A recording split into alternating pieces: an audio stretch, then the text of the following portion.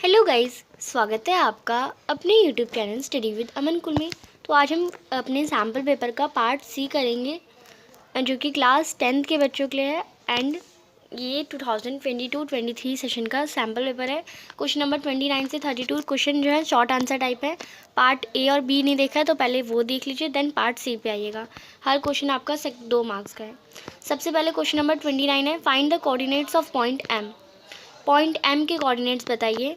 Of line segment joining B C, जो B C line segment join कर रही है, such as B M is equal to 2cm। यानी एक line है जो कि बी सी है, बी सी एक लाइन है जिसकी कोऑर्डिनेट्स -2 और 5 है और सी के कोऑर्डिनेट 3 और 2 हैं।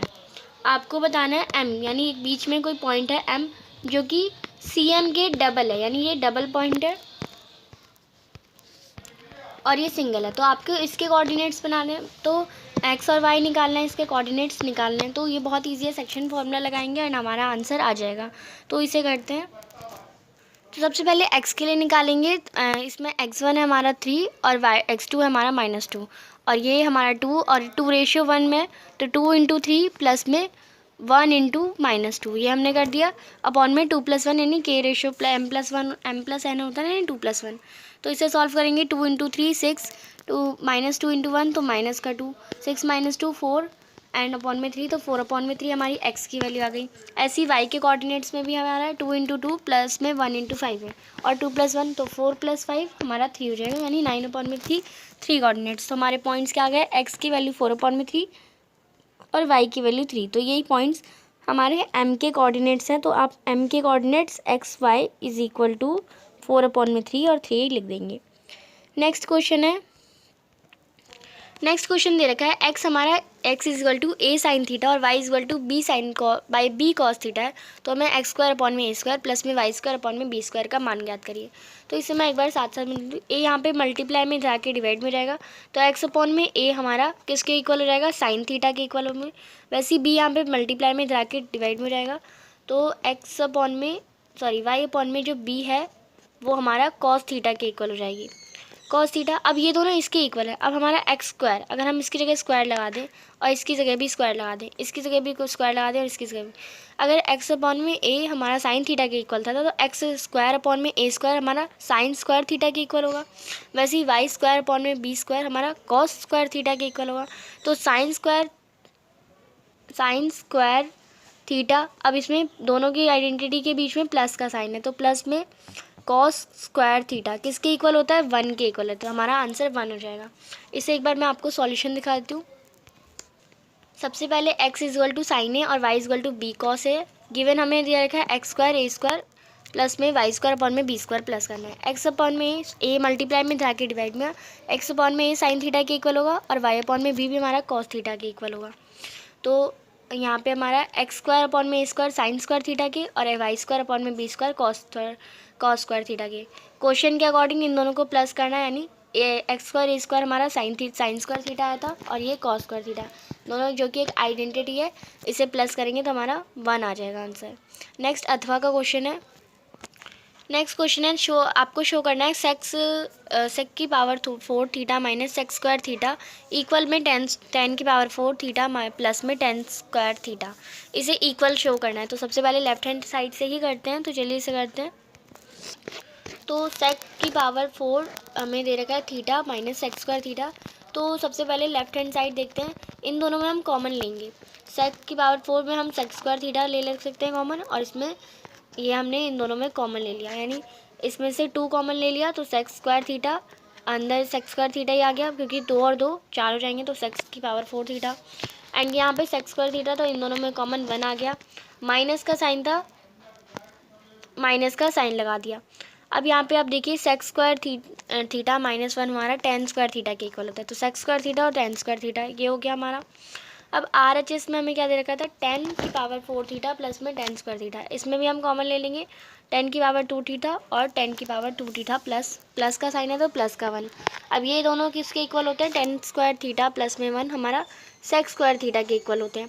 तो 10 स्क्वायर थीटा और सेक स्क्वायर थीटा, यहाँ पे भी सेक स्क्वायर थीटा और 10 स्क्वायर थीटा दोनों उल्टे लगे हैं बट इक्वली तो हैं, तो हम कह सकते हैं LHS हमारा RHS के इक्वल है। और हमने आइडेंटिटीज ये वाली 1 + 10 square theta equal to sec square theta वाली आइडेंटिटी लगाई थी। नेक्स्ट क्वेश्चन देखते हैं। नेक्स्ट है question, an arc of a circle subtend an angle of 60 degree. एक आर्क है सर्कल की, आपको लेंथ ऑफ आर्क निकालनी है अगर डायमीटर 42 है। तो ये तो बहुत इजी क्वेश्चन है। थीटा हमें 360, थीटा हमें 60 दे रखा है। लेंथ ऑफ द आर्क की फॉर्मूला क्या होता है वो हमें लिखना है। सबसे पहले वो होता है हमारा थीटा अपॉन में 360 इंटू 2πr। ये होता है थीटा हमारा 60 डिग्री है अपॉन में 360 डिग्री इंटू 2 इंटू पाई की वैल्यू 22 अपॉन में 7। आर यहाँ पे आप देखिए डायमीटर हमें 42 दे रखा है, तो हमारी हमारी रेडियस क्या हो जाएगी 21 हो जाएगी। तो इंटू 21 कर देंगे। 0 से 0 कटा, 6 1 = 6, 3 6 6 = 36। फिर यहाँ पे हमारा 7 1 = 7, 7 3 = 21, 3 1 = 3, 3 2 = 6, 2 से 2 बचा हमारा 22। तो 22 सेंटीमीटर हमारा आंसर आ जाएगा। तो यहाँ पे आप इसे सॉल्व करके अच्छे से लिखेंगे। जस्ट लाइक ऐसे लिखा है, थीटा हमारा 60 डिग्री है, हमें डायमीटर जो है वो 42 दे रखा है, रेडियस हमारी 21 हो जाएगी, लेंथ ऑफ आर्क का फॉर्मूला ये है और हमने इसे सॉल्व करके 22 सेंटीमीटर हमारा आंसर आ गया। नेक्स्ट है क्वेश्चन नंबर 32। नेक्स्ट क्वेश्चन 32 है हमारा। 2 is added to both zeros of polynomial ax² + bx - c।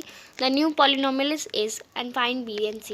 यानी जो है दो जो है नंबर वो अल्फ़ा में भी ऐड हुआ है और बीटा में भी ऐड हुआ है, हमारा दोनों में दो ऐड हुआ है। तो इस पॉलिनोमियल में ये दोनों ऐड हुए हैं तो एक नया पॉलिनोमियल बनाया। आपको बी और सी की वैल्यू यानी इन दोनों की वैल्यू यानी अल्फ़ा और बीटा निकालने पर ही हमारी बी और सी की वैल्यू आएगी। तो इसे करते हैं। तो हमने ज़ीरोज़ ले लिए, एक अल्फ़ा और एक बीटा, या ए और बी ले लिया, a + 2 कर दिया और अल्फ़ा + 2 कर दिया और बीटा + 2 कर दिया। तो नया पॉलिनोमियल हमारा ये बना। अब हमारा पॉलिनोमियल का योग क्या होता है, सम ऑफ पॉलिनोमियल होता है हमारा -b/a। -b/a हमारा क्वेश्चन में दे रखा था। तो b क्या है इसमें 4 है और c क्या है 5 है। तो 4 है यहाँ पे और फॉर्मूला क्या होता है -b। तो माइनस का 4, a की जगह कुछ नहीं था तो 1 लगा दिया।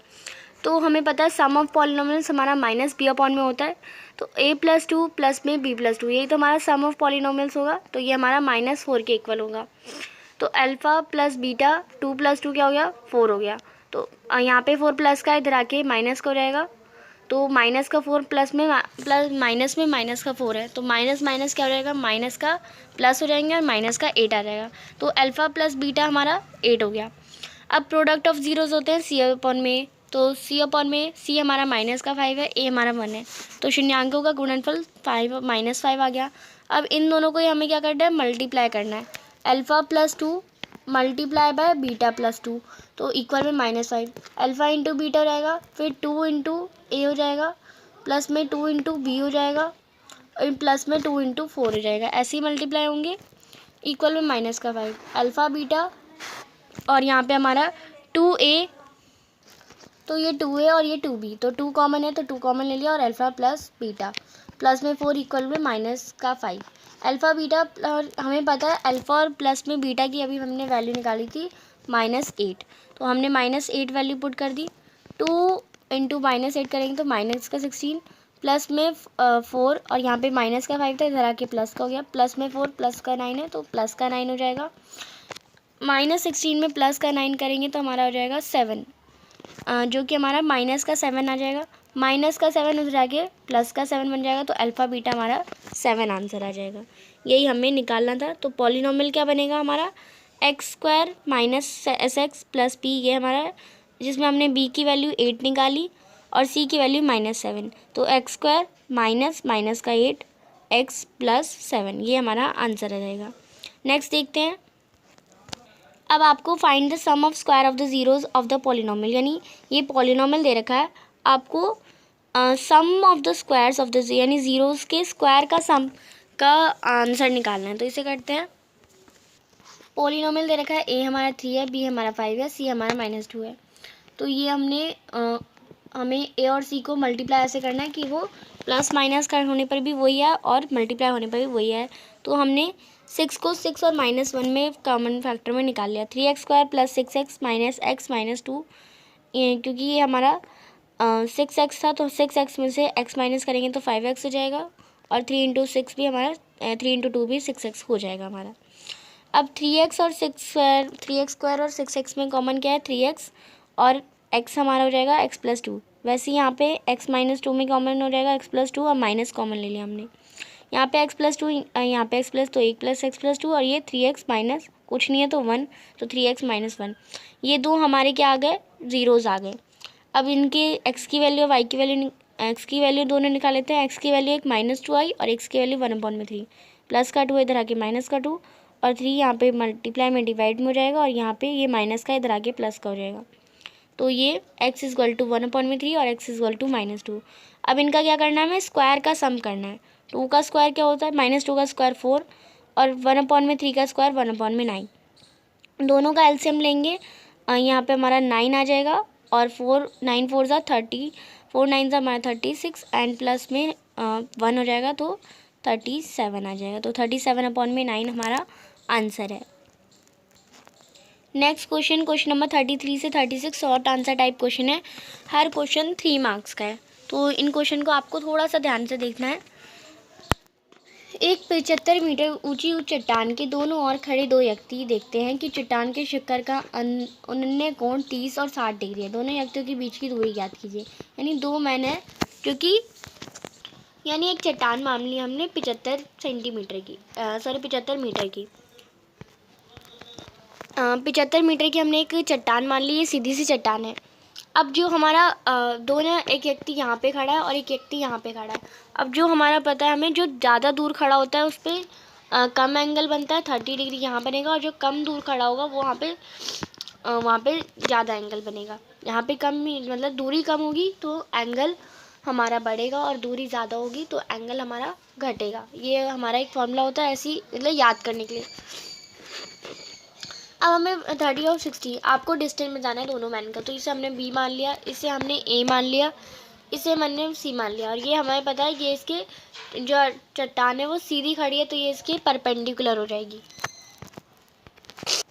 तो ये अगर हमें हाइट पता चल जाएगी कैसे ना कैसे, तो यहाँ इस वाले ट्राइंगल में तो हम पाइथागोरस लगा सकते हैं, और इसमें भी पाइथागोरस लगा सकते हैं, और इसका सम जो होगा और इसका सम जो होगा वो हमारे इन दोनों की, यानी ये B और C की दूरी हो जाएगी। यानी एक बार हम इस ट्राइंगल से ये वाली साइड निकाल लेंगे, और इस वाले ट्राइंगल से ये वाली साइड निकाल लेंगे, और इन दोनों का सम कर देंगे, तो हमारी नीचे इन दोनों की दूरी आ जाएगी। तो इस क्वेश्चन को करते हैं। तो जस्ट लाइक आप इस डायग्राम से थोड़ा समझ जाएंगे। AC हमारी 75 है, हमें BD निकालनी है, यानी ये B और ये D, तो BD पूरा ये पॉइंट हमें निकालना है। तो ट्राइंगल ABC में आप देखिए, हम यहाँ पे पाइथागोरस नहीं, हम ट्रिग्नोमेट्री का यूज़ ही करेंगे।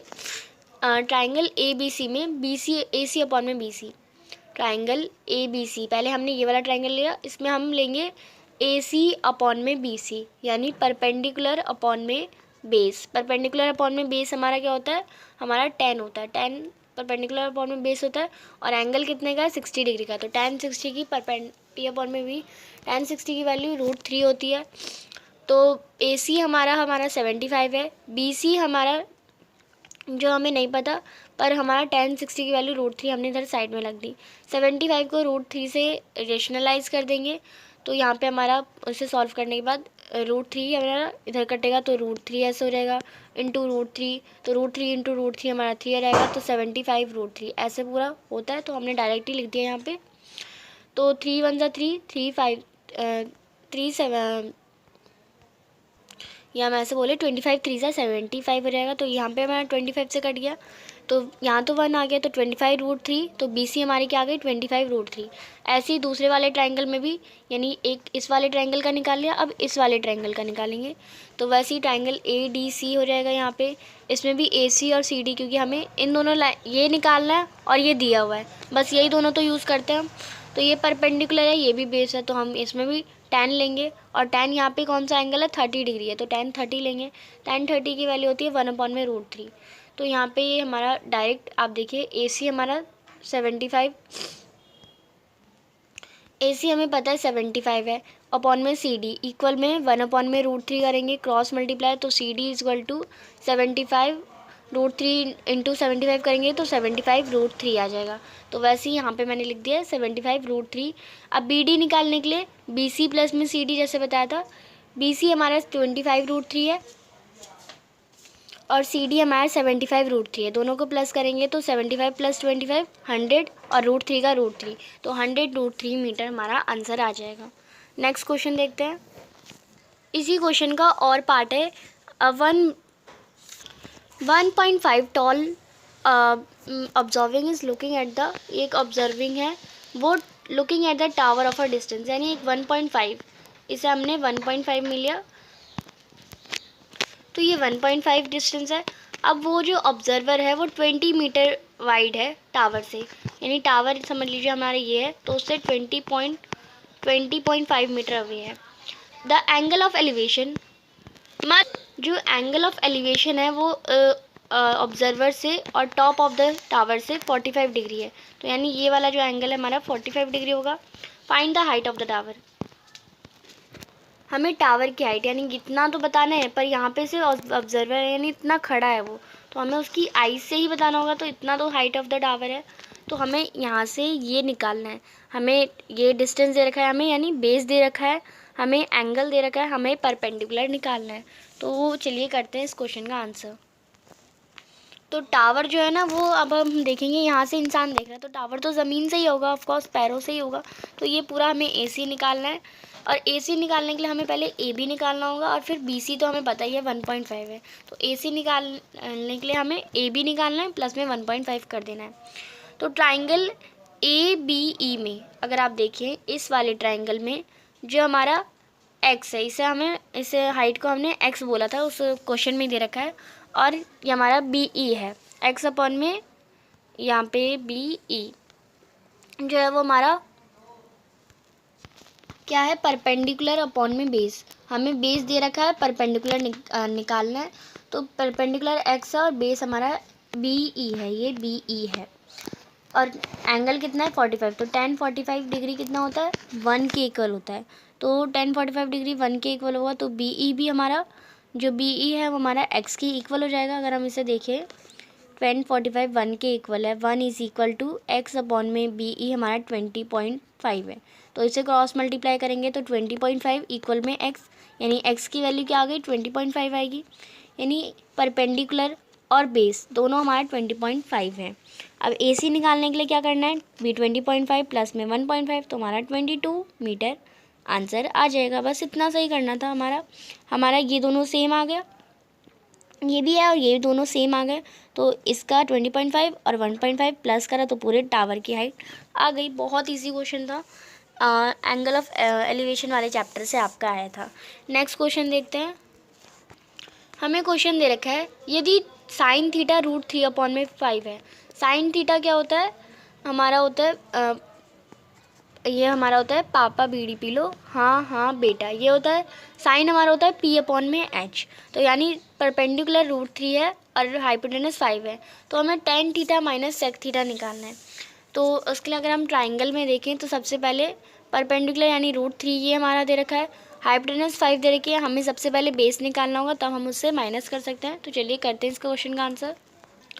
तो हम बेस निकालेंगे, बेस हमारा हमें पता है क्या कहते हैं, परपेंडिकुलर का स्क्वायर प्लस बेस स्क्वायर हमारा हाइपोटेनस स्क्वायर के इक्वल होता है, तो हाइपोटेनस स्क्वायर में से यानी 5 के स्क्वायर में से परपेंडिकुलर स्क्वायर माइनस कर देंगे तो हमारा आ जाएगा बेस स्क्वायर। तो 5 के स्क्वायर 25 में से √3 का स्क्वायर 3 माइनस करेंगे तो √22 आ जाएगा, तो यहाँ पे हमारा √22 आ गया। अब हमें पता है tan थीटा होता है हमारा P अपॉन में B, यानी P हमारा परपेंडिकुलर है √3 और बेस है हमारा √22, और सेक थीटा है हमारा 5 सेक थीटा होता है हमारा हाइपोटेनस अपॉन में बेस, यानी 5 अपॉन में √22। अब इन दोनों को माइनस करने को कहा है, तो √3 अपॉन में 22 और 5 अपॉन में 22 दोनों कॉमन आ गए, तो 22 ही लिख दिया √22। √3 में से 5 माइनस करेंगे तो हमारा इन दोनों का एलसीएम लेंगे, क्योंकि ये इस पे भी है इस पे भी है, तो हमारा 22 रूट हट जाएगा और √22 ऊपर आ जाएगा और ये हमारा आंसर होगा। अगर आप यहाँ तक भी छोड़ेंगे तो भी करेक्ट होगा आंसर। नेक्स्ट क्वेश्चन देखते हैं। नेक्स्ट क्वेश्चन है prove that root two is an irrational number. तो बहुत इजी क्वेश्चन है, ये तो कोई भी कर देगा। रूट टू कैसा है, इरेशनल नंबर है। सबसे पहले इन्हें को प्राइम नंबर माना और फिर इन्हें मतलब इसे हम रेशनल नंबर मान के, इरेशनल नंबर मान के चलेंगे और इस अपनी ही जो सपोजिशन है उसे रॉन्ग कर देंगे एंड हमारा आंसर। ये तो पूरा एक स्टेटमेंट वाइज आपका आंसर होता है, वो आपको लिखना होता है, वो आप कर सकते हैं, आपकी टीचर्स ने लिखवाया होगा। नेक्स्ट क्वेश्चन है एक कंपनी ने चेक किया अपने 50 स्कूटर के माइलेज की जांच की, यानी माइलेज ऑफ 50 स्कूटर उसने रिकॉर्ड करा। यहाँ पे आपको दे रखा है, आपको इस मीन नंबर ऑफ स्कूटर्स निकालने हैं। तो मीन निकालना है, यहाँ पे हमें क्या दे रखा है, हमें क्लास इंटरवल दे रखा है, या हमें फ्रीक्वेंसी दे रखी है, हमें क्या निकालना है, एक्साई निकालना है और हमें फिर FI एक्साई निकालना है। तो इसे करते हैं, पहले इसे वर्टिकली, ये हमारा हॉरिजॉन्टल टेबल दे रखा है, इसे वर्टिकली कर लेते हैं। ये क्लास इंटरवल हमें दे रखा है 100-120 के बीच में, तो FI और दे रखी है। एक्साई निकालने के लिए क्लास इंटरवल यानी अपर लिमिट में से लोअर लिमिट माइनस करते हैं और 2 से डिवाइड कर देते हैं, यही निकालते हैं। तो 120 में से 100 माइनस करेंगे तो हमारा क्या रहेगा, और डिवाइड कर देंगे 2 से, यही हमें करना है। तो 110 आ जाएगा। या फिर हम इन दोनों के बीच में गैप भी देख सकते हैं। तो 110, 120 और 140 में 130 है हमारा, 140 और 160 में हमारा 150, और जितने भी ये चलता रहे इसमें 20-20 का गैप है, तो 20-20 का गैप हम लिख सकते हैं। FI XI इन दोनों को मल्टीप्लाई करेंगे, 7 × 110, 710, ये हमारा इससे मल्टीप्लाई, ये हमारा इससे मल्टीप्लाई, ये हमारा इससे, और ये हमारा आंसर आ जाएगा। अब क्या करते हैं, टोटल FI कितनी होती है वो लिखते हैं, टोटल FI XI का सम लिख देते हैं। यहाँ पे हमने FI XI का सम लिख दिया। अब फॉर्मूला क्या होता है, FI XI अपॉन में FI। तो FI XI की वैल्यू ये है टोटल करके, और FI हमारे ये है, 0 से 0 कटा और इससे इसको डिवाइड करेंगे तो 152.8 हमारा आंसर आ जाएगा। नेक्स्ट क्वेश्चन देखते हैं। नेक्स्ट 3 ही क्वेश्चन है, 37, 38, 39। इसमें भी आपके 4 मार्क के क्वेश्चन हैं। 37 क्वेश्चन है, एक्स और वाई के लिए आपको वैल्यू निकालनी है, तो सब्सटीट्यूशन लगा दीजिए या एलिमिनेशन लगा दीजिए। तो इसे हम करते हैं, 6x - 7y = 1 और 3x - 4y = 5 है। तो इसे हम एलिमिनेशन मेथड से कर लेते हैं, या फिर हम इसमें सब्सटीट्यूशन भी लगा सकते हैं। तो हम सब्सटीट्यूशन लगा देते हैं। ये हमारी फर्स्ट इक्वेशन, ये हमारी सेकेंड इक्वेशन। अब हमें क्योंकि हमारा, आप देखिए एक्स और वाई को हमें इस वाली इक्वेशन को इस वाली इक्वेशन के, क्योंकि एक दोनों में से हमें कोई दोनों वैल्यू को एक जैसा इक्वल लाना पड़ता है, तो हम इस पूरे इक्वेशन को 2 से मल्टीप्लाई कर देंगे, तभी तो 6x हो जाएगा। तो मल्टीप्लाई इक्वेशन 2, यानी सेकेंड इक्वेशन को हम 2 से मल्टीप्लाई कर देंगे।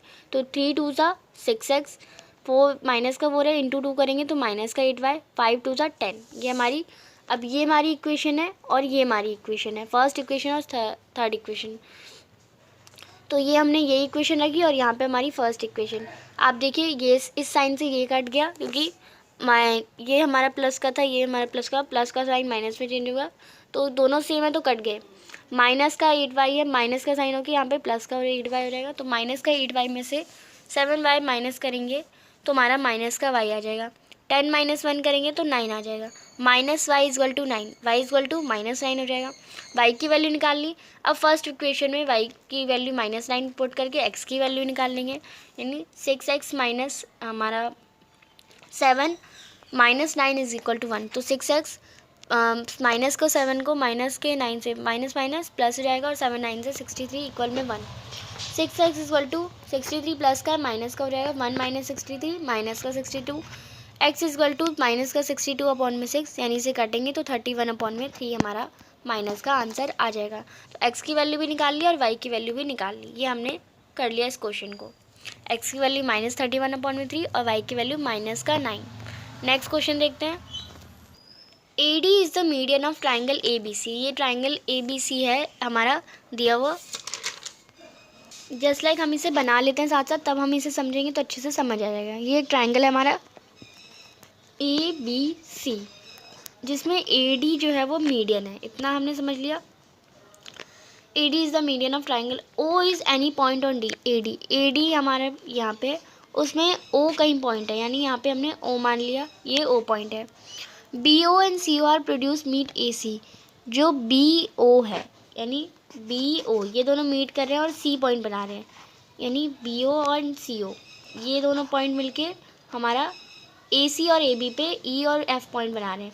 जैसे लाइक ये हमारा ई पॉइंट है, ये एफ पॉइंट है, ए सी और एफ बी पे बना रहे हैं respectively. A D is produce to X, अब ए डी हमारा एक्स से प्रोड्यूस कर रहा है, ये हमारा एक्स बन रहा है।